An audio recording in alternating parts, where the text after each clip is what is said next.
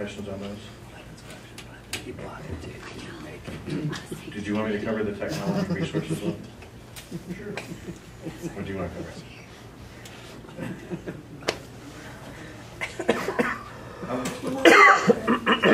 This is the one on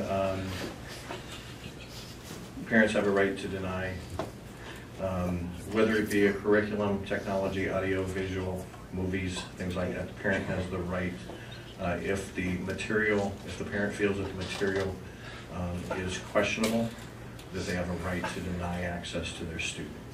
And it basically gives policy for that.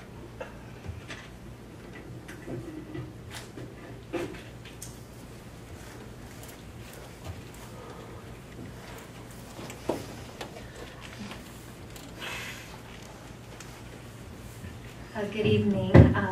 Sorry, I was worried about safety committee issues back there. So I'm here to talk about Policy Advisory 416 and 415, which both have to do with the Medical Marijuana Act from Proposition 203. Basically, Policy Advisory 415 talks about that we as employers cannot discriminate against medical marijuana card holders in the workplace for hiring or termination or conditions of employment. Yet it does have qualifiers on the in the policy that people cannot be under the influence of medical marijuana or any kind of marijuana while on school grounds or transporting students on the bus. Question?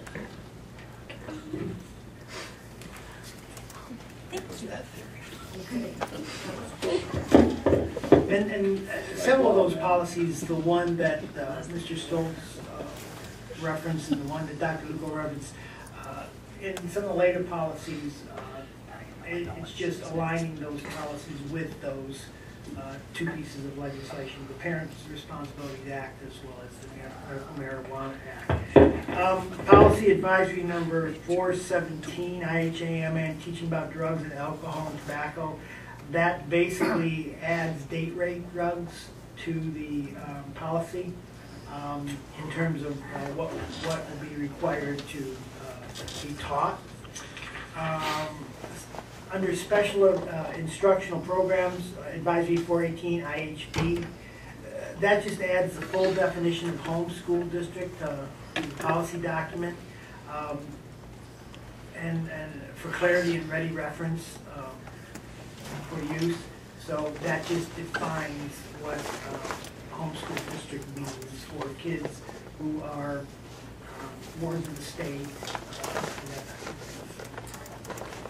Policy Advisory 419, IJ and IJ-R. This again goes back to the references, the legislation that Mr. Stoltz looked at in terms of the students' rights of review and to have their child opt out of any of the instructional resources and materials, and that specifically lays out what our requirements are for doing that.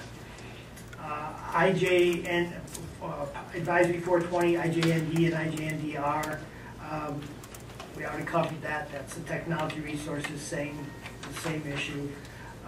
Compulsory attendance age, JEA-E. These were just technical corrections that, even though we've been doing 180 days for quite a while, the policy has been changed to 180 days. It's still 175.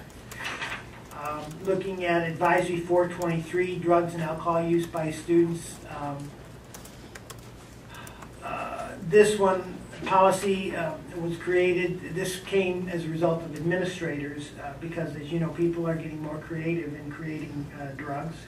And so the current names for some of the drugs that we use are not necessarily identified, and this goes through and adds some of those more, how should I say this, creative ways of getting high, and adding the names of those substances. Advisory 424, this is JII, JII-R, JII, and both the exhibits. I won't go through that. But students' concerns, complaints, and grievances. Basically, earlier in the year, the board approved policy JIC, which was student violence, harassment, intimidation, and bullying.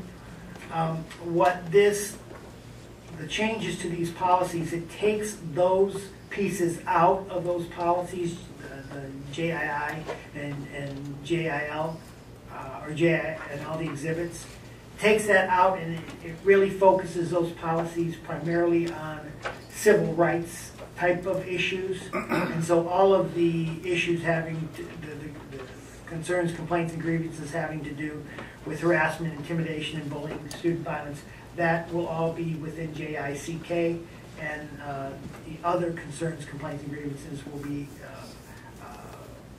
laid out in JII. Student fundraising activities, this basically clarifies that student fundraising activities have to be approved by the board. And that's essentially what that says. Policy Advisory 426, JJIB, JJIB-R, and the exhibit. That's really requiring that we work with the Arizona Interscholastic Association to focus on an educational program having to do with concussions, brain injury, making sure that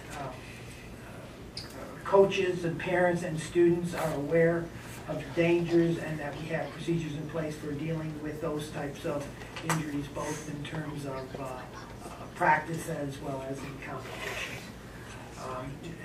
Policy Advisory 427, JLCB-E, that's the exhibit. It just aligns immunizations with the current requirements. Those change almost every couple of years, so you just have to align that exhibit. Student dismissal precautions, Advisory 428. This also is in relation to the Arizona Medical Marijuana Act, prohibiting against certain discriminatory actions based on the person being registered marijuana cardholder. The policy now presents when a cardholder can and cannot be denied custody, visitation, or parenting time with a minor.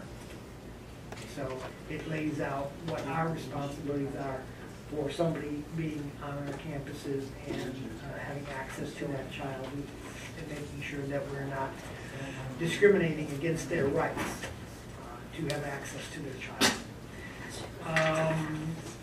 If you go to Policy Advisory 431, KB, KB-R, this is the parent involvement in education. Again, this refers back to the parents' rights, and giving them control, in fact, over what their students participate in terms of curriculum as well as materials.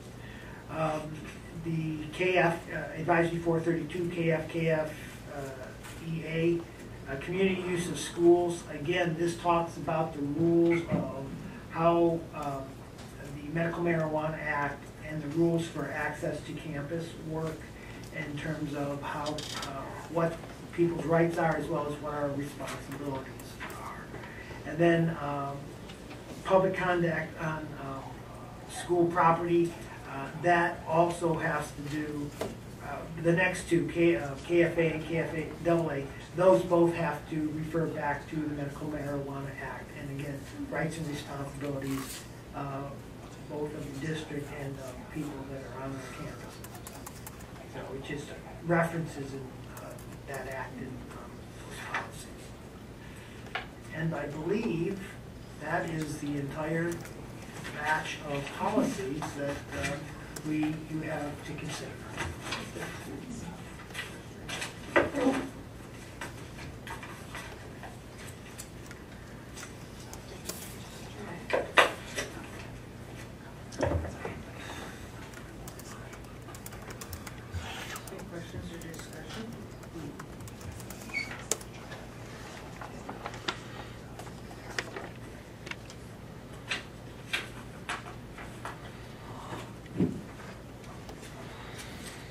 Okay, next one is reviewing of policy, the naming